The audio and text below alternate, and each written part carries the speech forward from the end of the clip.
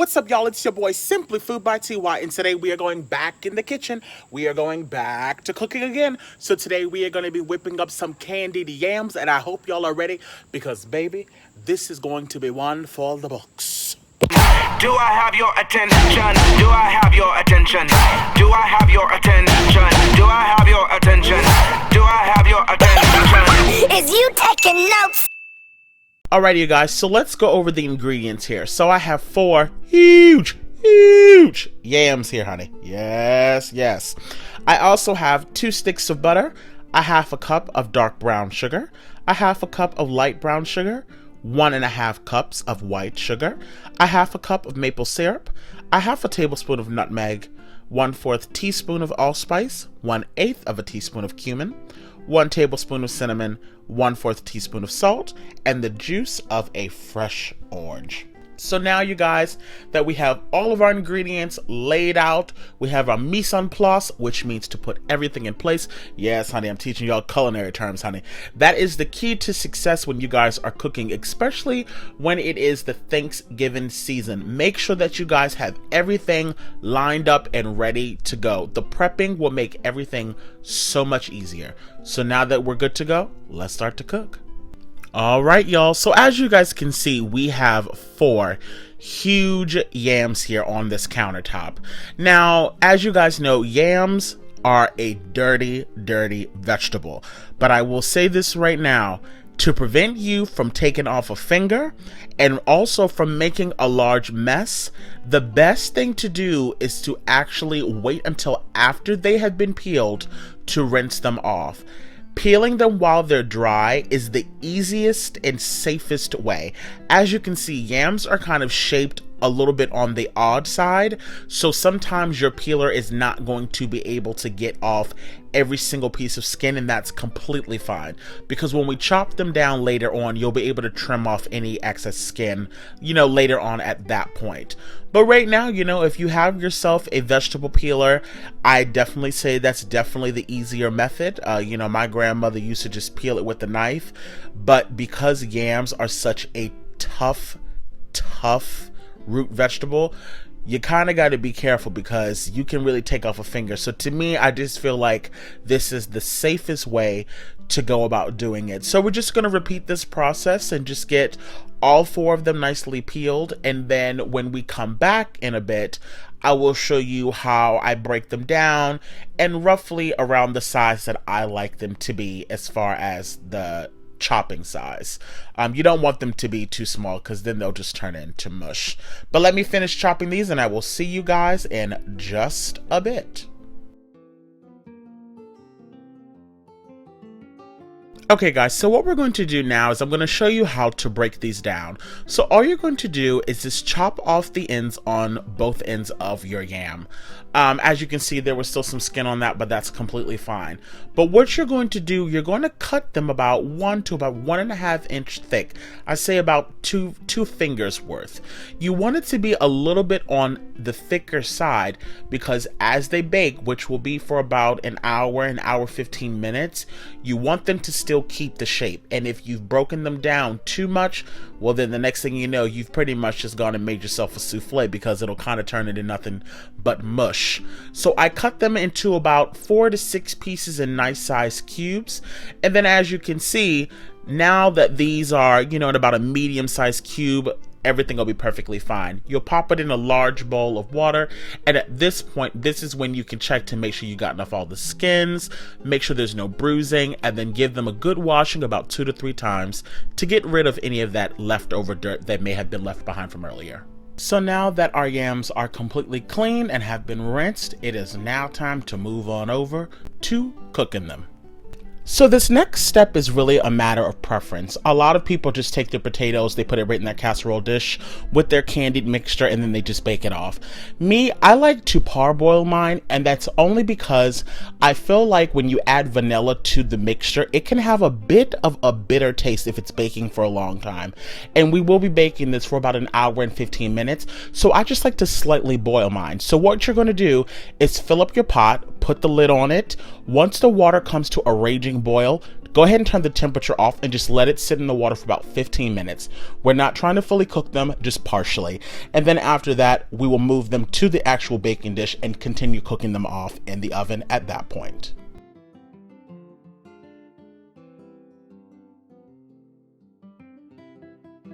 Okay, so now that our yams have been cooking and sitting in that water for about 15 minutes, we're now just removing them from the water. Try to drain off as much liquid as possible.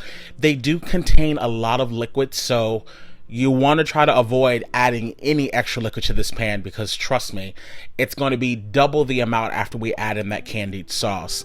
This is about a 3.3 quart casserole dish. It's pretty deep, and I like to use this for that very reason. When we add the candied mixture to this, it's going to come to about a little over the halfway point as far as liquid, but then the water that releases from the yams themselves will almost bring it a little over the half point. So you want to be mindful of that. Now, when I put mine in the oven, I do not cover them for that very reason. I want as much of that water to leave the dish. I don't want to add any more to the dish. So, you know, we're just trying to fill up this dish. And the good thing is you might have some extra yams left over. Honey, do not throw those away. What I like to do, if I have any extra ones, I wait until they cool off, and then I just put them in a Ziploc bag. And if this is around the holiday time, use them for your sweet potato pie. Or, you know, if you're making this in advance, or, you know, this isn't even a part of your holiday setup and you're just making this for a casual dinner, put those extra potatoes in the freezer, and then whenever you're ready to use them, by all means, you absolutely can. But now that we're done doing this, it is time to do the most important part. And that, my loves, is making that good old candy sauce. Yes, God, on today. All right, y'all, so let's go on ahead and make our candied sauce. So what we're adding in right now is our 2 sticks of unsalted butter. As you can see, it's nice and soft, which once again, it truly will benefit you guys to have everything already nicely out, prepped, lined up, and ready to go. It'll speed up the entire process for you, honestly. You want to make sure that you have your temperature on, I say, about medium low. You do not want the temperature to be up too high, or you will completely burn your sugar, and you do not want that. So we've just added in that 1.5 cups of the sugar, the 1/2 cup of the light brown, the 1/2 cup of the dark brown. We're also adding in our allspice. We're going to be adding in our cumin as well as our cinnamon as well, and then our pinch of salt. Now, the reason why I like to add salt to this, which honestly anybody you know probably adds salt to this, in baking in general, you'll notice in brownies, cakes, pies, honestly even ice cream, salt is always added because it adds balance to the sugar. So that is an important step. Now, I know there are going to be plenty of people that are going to come on this video and say, well, damn, TY, are you trying to give somebody diabetes? Well, the best damn thing I can tell you is if you got diabetes, or if you think you might get diabetes, I don't know what in the hell you have clicked on a video for a candied yam. I'm going to move on. So now we're just going to continue mixing up our mix. Now, like I said, we have it on a medium low. You don't want to rush this process. Let it all melt down on its own. Let it do its thing. Once it does come up to, you know, once it starts to slightly boil, that's when we're going to go on ahead and add in the juice of that entire orange. I wouldn't really suggest using, you know, orange juice from like a bottle. It really takes no time to just buy yourself an orange and just squeeze the juice in it.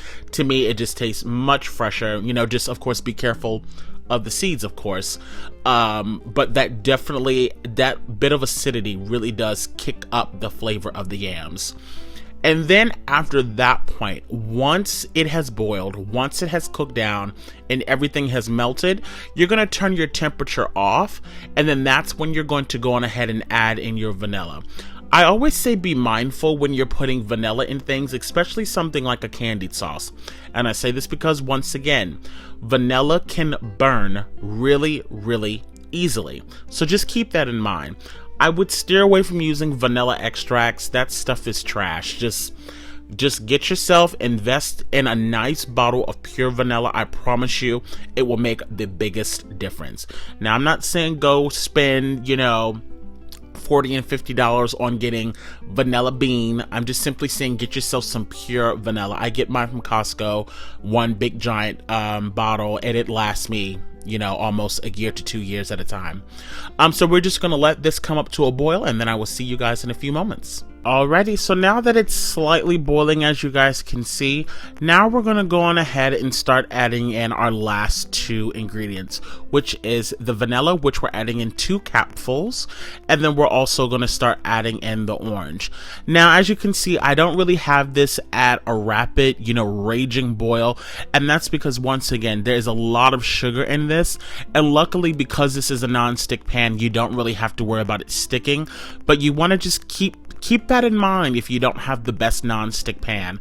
So we're also now adding in the juice from that entire orange, and I'm telling you, the juice from this, the underlying acidity from this just brightens up the flavor of the yams itself, which is absolutely amazing. Trust me. You just saw me turn the temperature off, which is important. Don't let it keep cooking at this point. Just mix it around just to make sure that the vanilla and the orange juices work completely through. If you want, you can always add more. That's completely fine. And then, my God, you know what? Now, you know that don't make no damn sense. I mean, it's almost sexual. Just look at how it drip over the... You know this don't make no sense. And honey, we are pouring every last drip of it. Okay, let me calm down, I'm sorry. So now what we're going to do after we're done putting the sauce on it is we're going to put it in the oven at 350 degrees uncovered for about an hour and 15 minutes. At about the 45-minute mark, you're just going to start basting the top of the potatoes. Don't mix them around, don't move them around. You don't want to break them, but just make sure you're getting some of that sauce on the top. And then I will see you guys when they are all done. And after about an hour and 15 minutes, with a few times basting some of that luscious candy sauce on the top, you guys now have yourselves some beautiful candied yams. Look, thank you guys so much for tuning in today. I hope you guys definitely try out this recipe. And if you do, make sure you guys are sending me pictures. Let me know how it turned out. And as always, y'all babies stay cute and take care. And honey, stay hungry. My God, look at that. Simply Food by TY.